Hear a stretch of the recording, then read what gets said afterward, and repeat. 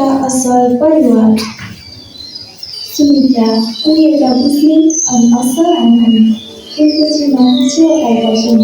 उनीसँग कुनै जात हुँदैन, तर पनि प्रभुले उनलाई कुनै कुरामा अभाव हुन दिनुहुन्न।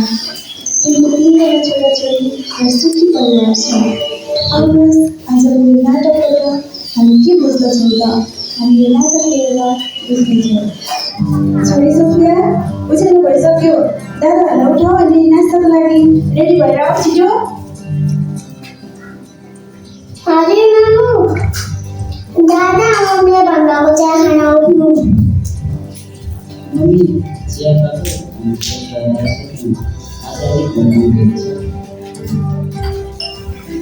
मैले अघि नै चिया बनाएर राखिदिएको, किन ढिलो गरेको?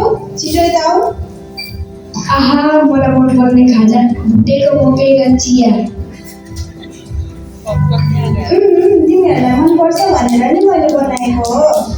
ल छिटो छिटो चिया खाने अनि चिया खाएर बहिनीलाई पनि होमवर्क सिकाउने अनि छिटो गरेर स्कुल जाने है। हस् मामु। मम्मी बाबु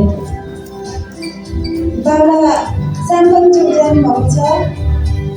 पढ्नु साम्पङ चोकमा बाँकी बिरामी भएर प्रार्थना गरिदिन जानुभएको छ। बाबा आउने बेला भइसक्यो। ल छिटो छिटो गरेर होमवर्क हुन्छ। म खाना बनाइदिन्छु है तिमीहरूलाई लागि। केही छिनपछि बाबु खाना पाकिसक्यो। आऊ बहिनीलाई लिएर छिटो स्कुल जान ढिलो हुन्छ। बाबु गर्छन्, आऊ खाना खान बहिनीलाई लिएर छिटो। हस् मामु। ल मैले खानाहरू बनाएर यहाँ राखेको छु, खाऊ अनि बहिनीलाई छिटो रेडी गराएर स्कुल जानु है। हुन्छ मामु। ल खानाहरू खाइसकेर बहिनीलाई छिटो छिटो लुगा लगाएर स्कुल जानु है। खाना खाइसकेपछि मम्मी स्कुल जाने। ल मैले टिफिनमा खाजा हालेको छु। भरे ब्रेकको टाइममा बहिनीलाई पनि दिनु, आफू पनि खानु, झगडा नगर्नु ल।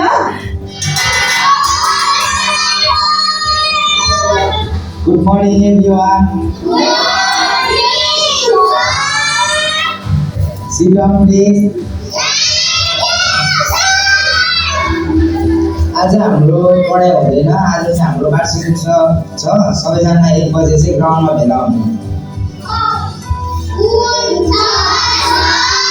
1 बजे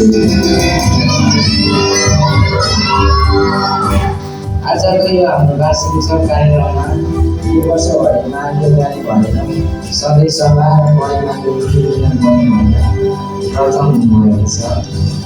तपाईँलाई थाहा छ को? वाउ, प्रोत्साहन राई। त्यसकारण उहाँलाई हामी उपहार दिनेछौँ। यो उपहार दिनको निम्ति आशिष राईज्यूलाई अगाडि बढाउँछौँ। उहाँको हातबाट हामी उपहार दिन्छौँ। आजको हाम्रो कार्यक्रम यति नै रहेको छ। सबैलाई धन्यवाद।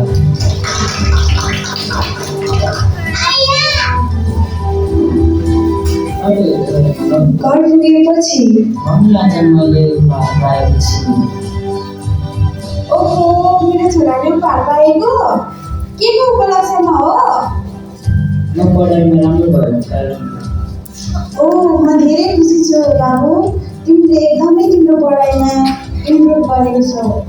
परमेश्वरले तिमीलाई आशिष देऊन्। हेर त, आज परमेश्वरले हामीलाई असल बनाउनु भएको छ अनि परमेश्वरले हामीलाई आशिष दिनुभएको छ। हामी कुनै कुरामा चिन्तित हुनु हुँदैन। परमेश्वरले हामीलाई यसरी नै आशिष दिनुहुन्छ। ल मैले तिमीहरूको लागि यहाँ खाजा बनाएर राखिदिएको छु। यो खाजा खाने अनि होमवर्क गर्न बस्ने। छिटो छिटो होमवर्क गरेर खेल्न जानु हुन्छ। हस् म श्रीमान आएपछि साह्रै गर्नुभयो। लन्चन खानु लाग्यो। ए हजुर आइपुग्नुभयो? खाना पकाउँदैछु। दादा पानी लिनुहोस्।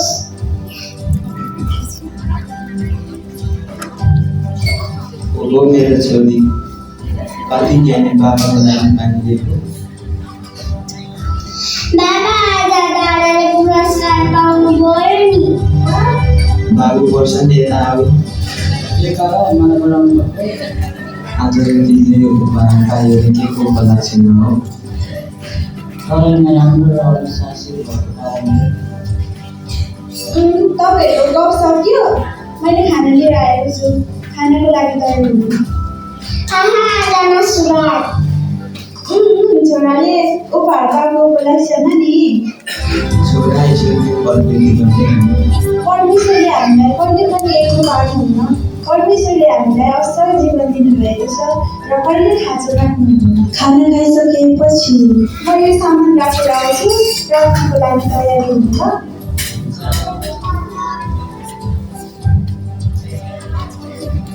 छोरी मेरो पनि बाइबल लिएर आऊ है। हस् मामु।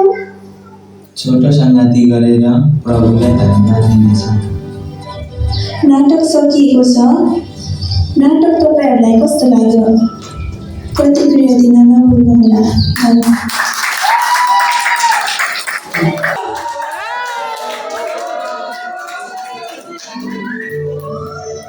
छिटो उठेर भाइहरूलाई रेडी बनाउनु अनि स्कुल लगेर जानु ल। म बजार गएँ। हस् मामु। सोनिया बजारबाट आएपछि अनि यति बेलासम्म पनि उठेको छैन। स्कुल जानुपर्ने ढिलो भइसक्यो। छिटो उठ।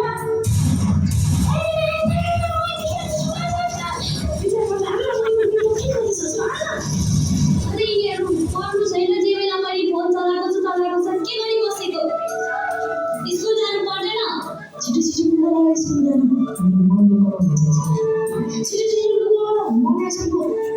छिटो खाना पाकिसक्यो। भाइहरूलाई लिएर खाना खान आऊ। ढिलो भइसक्यो मम्मी, हामी नखाइ खाना स्कुल गएको है।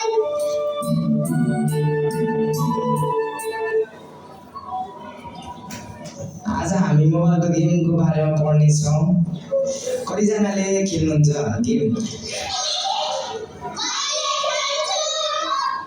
कुन गेम खेल्नुहुन्छ तपाईँहरू?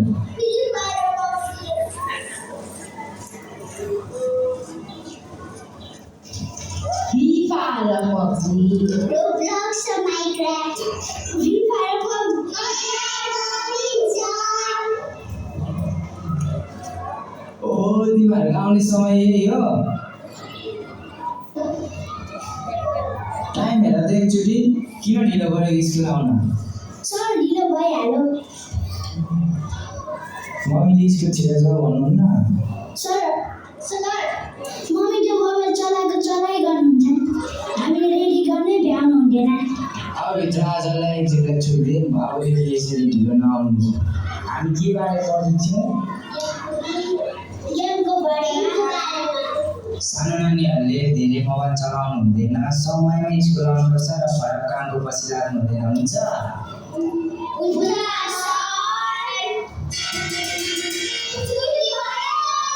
सबैजना घर जाऊ। छिटो चाहिँ मेरो अफिसमा आऊ। किन सर? आऊ न, आऊ, काम छ।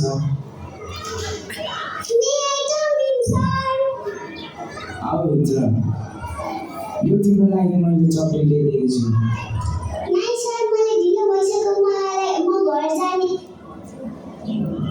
नाइ सर, म नखाने। मलाई ढिलो भइसक्यो। मम्मीले मलाई गराउनु छ सर। यता आऊ, यता आऊ।